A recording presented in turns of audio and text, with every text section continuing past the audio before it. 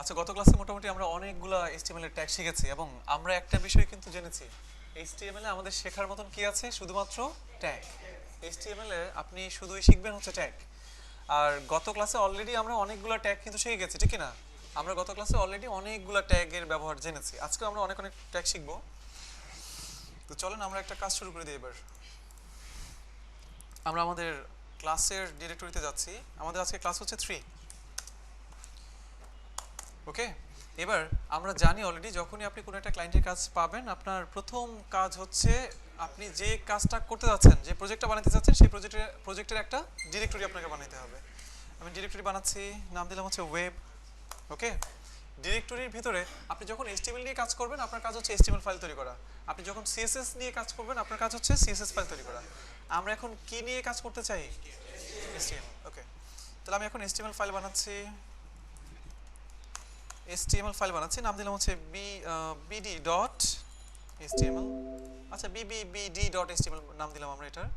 ইমেজগুলো যেন অগোছালো না হয়ে যায়, সেজন্য আমরা কি বানাবো? এখানে ইমেজেস নামে একটা ফোল্ডার তৈরি করবো আমরা।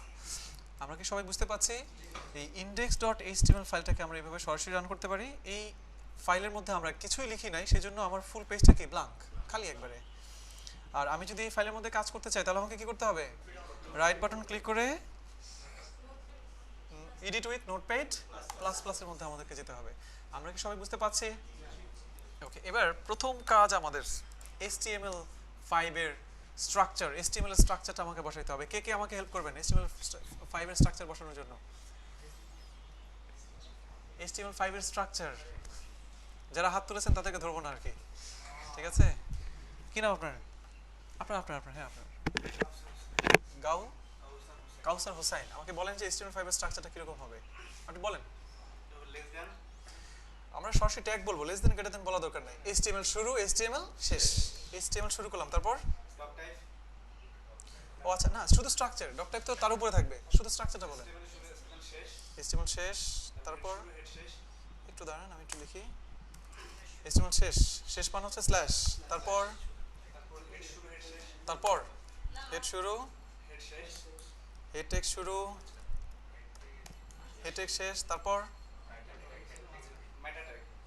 তারপর মেটা ট্যাগ। আচ্ছা, আমরা ওনাকে বলতে দিই, ওনাকে বলতে দিই, উনি ভুল করুক, ঠিক আছে? আমরা ওনাকে বলতে দিই। তারপর কি লিখবো আমরা? তারপর মেটা ট্যাগ না দেয়া যেতে পারে।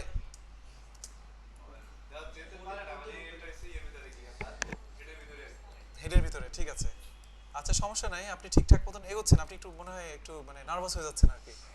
ওকে, আচ্ছা দেখেন, সবাই একটু খেয়াল করবো। আমরা প্রথমে আমাদের কি কাজ করতে হবে? প্রথম হচ্ছে আমাদের HTML ট্যাগ শুরু করতে হবে, দেন HTML ট্যাগটাকে আমাদের শেষ করতে হবে। এবার এই HTML ট্যাগের ভিতরে আমরা যাব, বুঝতে পারছেন? HTML ট্যাগের ভিতরে আমরা যাব। HTML ট্যাগের ঠিক ভিতরে আমাদের শুরু করতে হবে হেড ট্যাগ। শুরু করব আমরা, দেন হেড ট্যাগটাকে শেষ করে দিব। হেড ট্যাগ শুরু শেষের পর আমরা কি ইউজ করব? বডি ট্যাগ শুরু করব, দেন বডি ট্যাগ শেষ করব। কেউ এটা ভুলে যাবেন না, ব্যাপারটা বুঝতে পারছেন? হ্যাঁ, শেষ হয় না, রাইট। স্ল্যাশ দিয়ে দিলাম। আমাদের যত ধরনের কাজ সবকিছু করতে হবে কোথায়? বডি ট্যাগে। আপনি বুঝতে পারছেন? আপনি কাউসার, কাউসার ভাই বুঝতে পারছেন? ওকে, পাশের জন, আপনার নাম কি? আচ্ছা, এরপরে কি করব আপনি একটু হেল্প করেন আমাকে। হেডের ভিতরে একটা ট্যাগ হবে, সেই ট্যাগের নাম হচ্ছে টাইটেল। টাইটেল ট্যাগ শুরু, দেন টাইটেল ট্যাগটা শেষ, তারপর যে কোনো ভাষায় যেন এটাকে এই পেজটা যেন সাপোর্ট করে, সেজন্য আমাদের কি লিখতে হবে? মেটা ট্যাগ, তারপর ক্যারেক্টার সেট। এটাকে অনেকে উচ্চারণ করেন কার সেট, অনেকে এটাকে উচ্চারণ করেন চার সেট, হোয়াট এভার, ঠিক আছে? আপনি যেটা আপনার ভালো লাগে উচ্চারণ করতে, আপনার মনে হয় ভালো লাগবে, সেটা আপনি উচ্চারণ করবেন। বাট এটার মিনিংটা কি? Character set. আপনি যে ওয়েব পেজটা বানাচ্ছেন, সেই ওয়েব পেজের মধ্যে কোন ক্যারেক্টার সেটটাকে আপনি সাপোর্ট করাইতে চান? আমরা UTF 8টাকে সাপোর্ট করাইতে চাই। আমরা কি সবাই বুঝতে পারছি? এবার ফাইনালি সবার উপরে আমাকে একটা কথা লিখতে হবে। এই কথাটা আমাকে লিখতে হেল্প করবেন হচ্ছে, আপনার কি নাম? রাসেল। বলেন আপনি কি লিখবো? ডক টাইপ, তারপর HTML। আপনি একটু ভালো করে তাকায় দেখেন তো হয়েছে কিনা, সামনেটা কি আছে? Exclamation sign. ওকে, তো মোটামুটি এই হচ্ছে আমাদের HTML5 এর স্ট্রাকচার। সবাই কি দেখতে পাচ্ছেন? আমরা সবাই ক্লিয়ার? জি।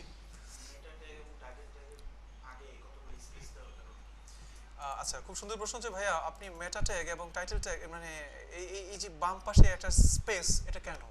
খুবই সুন্দর প্রশ্ন। আপনি যদি আরো স্পেস দেন কোনো সমস্যা নাই, আপনি যদি কোনো স্পেস না দেন তাতেও কোনো সমস্যা নেই, বাট এই জিনিসটা আমাদের জানা দরকার কেন আমরা স্পেস দিয়েছি। আমি যদি সমান সমান ভাবে লিখি, দেখেন হেড ট্যাগের ভিতরেই দুটো ট্যাগ না, হেড ট্যাগের ভিতরে যে আমি দুটো ট্যাগ ব্যবহার করেছি এটা কি বোঝা যায়? এখন যখনই কোনো একটা ট্যাগের ভিতরে আপনি কোনো কিছু লিখতে চাইবেন তখন অবশ্যই একটা ট্যাব দিয়ে নেওয়াটা হচ্ছে স্ট্যান্ডার্ড। আপনারা সবাই বুঝতে পারছেন? সবাই ক্লিয়ার? এটা হচ্ছে কোডিংটা দেখতে আপনার তখন সুন্দর লাগবে, আর আপনি যদি ট্যাবটা না দেন দেখতে কিন্তু একটু মানে অন্যরকম লাগবে আর কি। আমরা কি সবাই HTML5 এর স্ট্রাকচার ক্লিয়ার? কার কোনো সমস্যা হবে না তো নাকি? আচ্ছা, আমরা আজকে সরাসরি নতুন ট্যাগে চলে যাব। আমরা নেক্সট ক্লাসে মানে কালকেই ধরবো, আপনাদের আরো অনেকগুলো ট্যাগ আসবে। নেক্সট ক্লাসে আমি আপনাদেরকে প্রত্যেকটা ট্যাগ ধরবো যে কার কি অবস্থায় আছেন, কে কি অবস্থায় আছেন আর কি, ঠিক আছে? ওকে, এবার আমরা আরো কিছু নতুন ট্যাগ শিখি। গত ক্লাসে আমরা অনেক ট্যাগ শিখেছিলাম, আরো অনেকগুলো ট্যাগ দেখেছি আমরা। আজকে প্রথমেই আমরা যে ট্যাগটা নিয়ে আলোচনা করব, আচ্ছা একটু দেখে আসি গত ক্লাসে আমরা কয়টা ট্যাগ শেষ করেছিলাম। লাস্ট পর্যন্ত আমরা একটা ট্যাগ শিখেছিলাম, নাম কি তার? IMG ট্যাগ, ঠিক আছে? আমরা লাস্ট পার্টে শিখেছিলাম কোন ট্যাগটা? IMG tag. এবার আমরা আমাদের ওয়েবসাইট ডিরেক্টরিতে আসছি, আসার পর এখানে একটা মানে এখানে আসছি অলরেডি, এখানে একটা পি ট্যাগ নিলাম। আমরা কি ট্যাগ নিলাম? P tag. পি ট্যাগের মধ্যে আমি লিখলাম হচ্ছে এখানে ধরেন আমি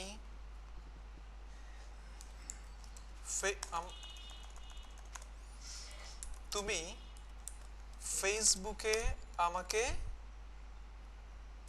জানাইবা কি হইছে। ওকে, তুমি ফেসবুকে জানাইবা কি হয়েছে। এখন আমি চাচ্ছি আপনি যদি একটু রিলোড দেন, দেখেন স্ক্রিনে কি আপনার লেখাটা চলে আসবে না? স্ক্রিনে লেখাটা চলে আসবে না? আমি এই লেখাটাকে পি ট্যাগের মধ্যে রাখার কারণে মোজিলা ফায়ারফক্স এই লেখাটাকে কি হিসেবে চিনবে বলেন? এটাকে প্যারাগ্রাফ হিসেবে চিনবে। আপনি যদি এখানে H1 বা H2 বা যে কোনো অনেক আমরা জানি 6 ধরনের হেডিং হয়, ঠিক কি না? H1, H2, H3, H4, H5, H6। আপনি H2 এর মধ্যে যদি লেখাটাকে রাখতেন, মোজিলা ফায়ারফক্স সেটা এই লেখাটাকে কি হিসেবে চিনতো? একটা হেডিং হিসেবে সে চিনতো। আমরা কি বুঝতে পারছি? ধরে নেন এটা একটা প্যারাগ্রাফ। ওকে, এবার তুমি ফেসবুকে আমাকে জানাইবা কি হয়েছে। জি, শর্টকাট ওয়েটা মানে এখন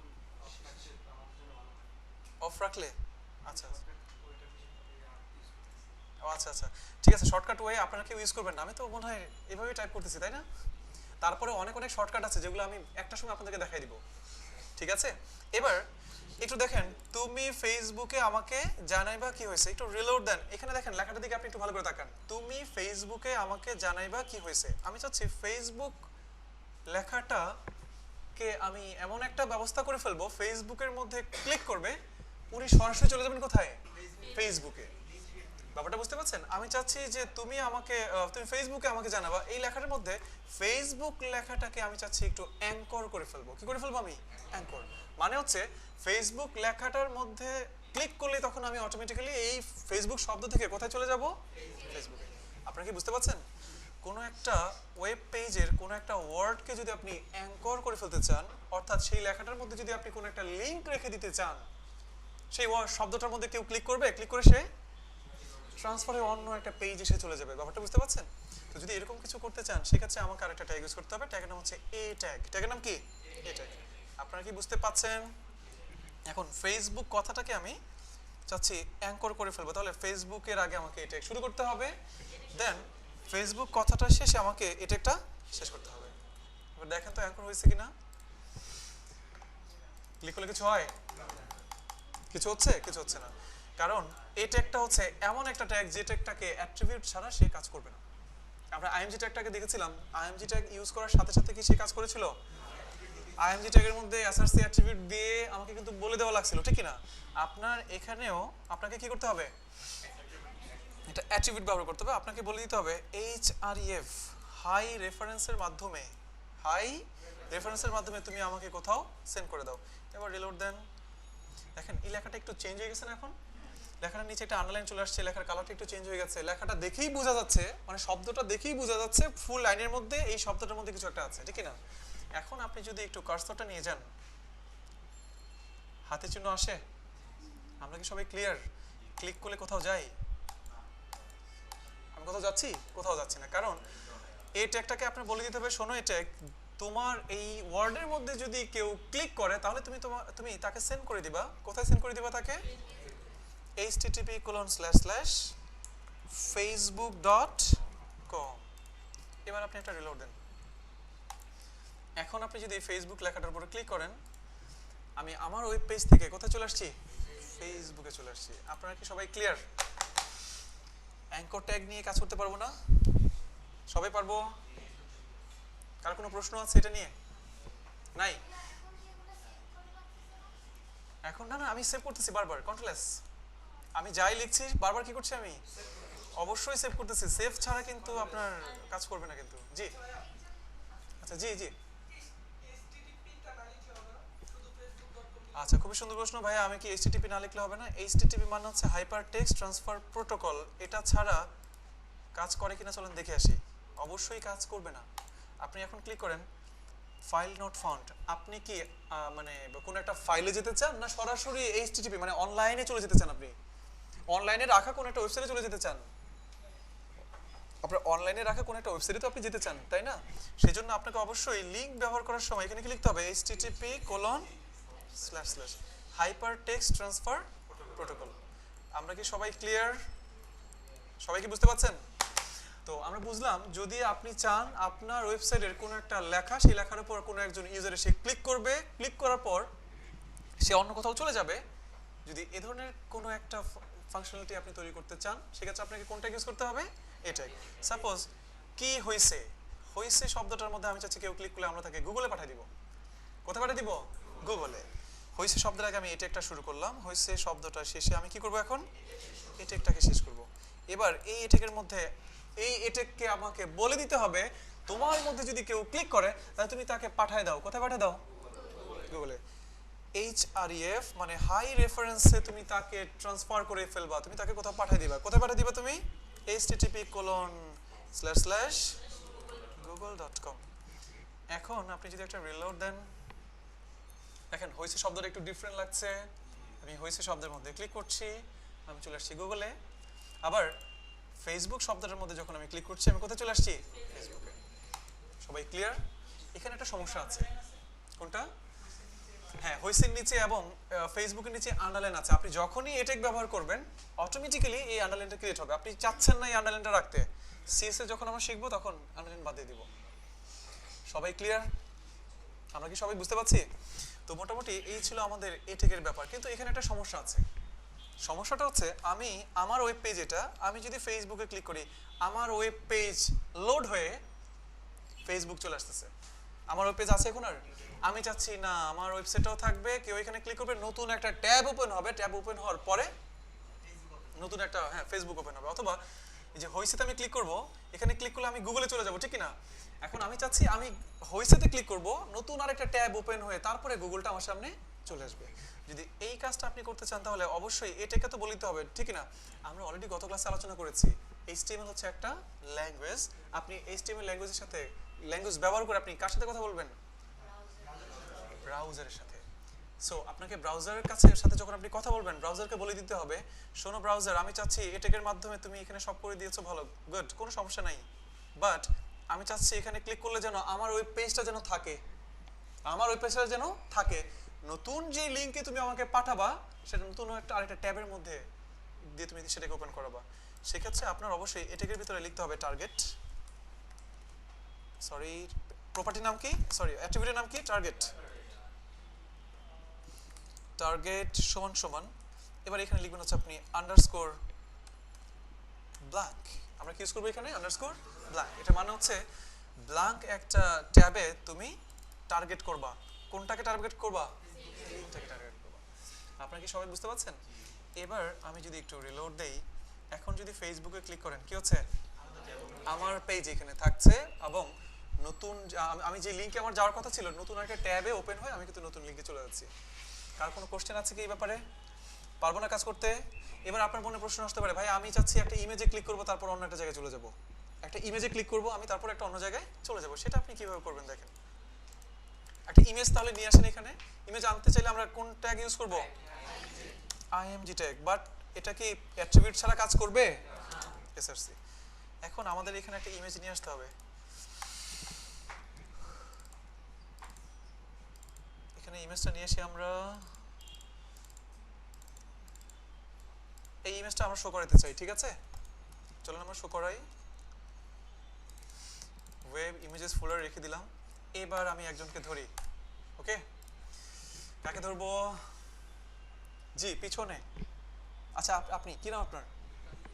আমি চাচ্ছি এই ছবিটা এই পেজে শো করাবো। বলেন কি করবো আমি? আর কেউ বলে দিবেন না, শুধু উনি বলবে আর কি। আমি সবাইকে এই জন্যই বলতে না করছি, আমি চাচ্ছি যে কোনো একজনের ব্রেইনে একটু চাপ পড়ুক, ঠিক আছে? কারণ সবাই বলে দিলে তো সবাই মানে হয়েই যাবে, তাই না? আচ্ছা আমি আরেকবার ওই জায়গায় গেলাম। এই হচ্ছে ফাইল, এখানে img ট্যাগ লেখা হয়েছে, ইমেজ আছে এখানে। বলেন images স্ল্যাশ ফাইলের নাম কি? jj.jpg। ইমেজ কি আসছে দেখেন তো? যদি ডিরেক্টরি ঠিক থাকে অবশ্যই আপনার ইমেজ চলে আসবে। ইমেজের সাইজ ছোট বড় করা দেখেছিলাম। দুটো অ্যাট্রিবিউট আছে, একটা হচ্ছে উইথ আর একটা হচ্ছে হাইট। আপনি উইথ এবং হাইট এই দুটো অ্যাট্রিবিউট ব্যবহার করার মাধ্যমে খুব সহজেই কাজ করতে পারবেন। আমি উইথটাই কমাচ্ছি আপাতত, 100 দিলাম, তাহলে ছবিটা অনেকখানি ছোট হয়ে যাবে। এবার আমার ইচ্ছা ছবিতে আমি ক্লিক করব, আমি চলে যাব হচ্ছে আপনার কোথায়? গুগলে। ওকে, তো ছবিটাতে ক্লিক করা যায় এখন? যাচ্ছে না। আপনি অবশ্যই ছবির আগে এটেক নেবেন। এটেক শুরু, ইমেজের পর এটেকটাকে আপনি শেষ করে দিবেন। এবার এটেকের মধ্যে আবার href দিয়ে আমাকে সেই লিঙ্কটা বসাই দিতে হবে। এখানে কি লিখবো আমরা? http://google.com। এবার আপনি যদি একটা রিলোড দেন, এখন ইমেজের উপরে কার্সরটা নিয়ে যান, হাতের চিহ্ন আসে। হাতের চিহ্ন আসে মানে কি? অ্যাঙ্কর। এখানে অ্যাঙ্কর করা হয়েছে, এটার মধ্যে একটা লিঙ্ক অ্যাড করা হয়েছে। এবার যদি আপনি এখানে ক্লিক করেন, আমি কি ছবির উপরে ক্লিক করার পর আমি আমার এখানে চলে আসছি? আমরা কি সবাই বুঝতে পারলাম? এই মাত্র আমরা শেষ করলাম খুবই গুরুত্বপূর্ণ একটা ট্যাগ, এ ট্যাগ। এবং আপনাদেরকে অবশ্যই প্রত্যেকটা প্রজেক্টেই এই ট্যাগ নিয়ে কাজ করতে হবে। আর কোনো কোশ্চেন আছে এটা নিয়ে?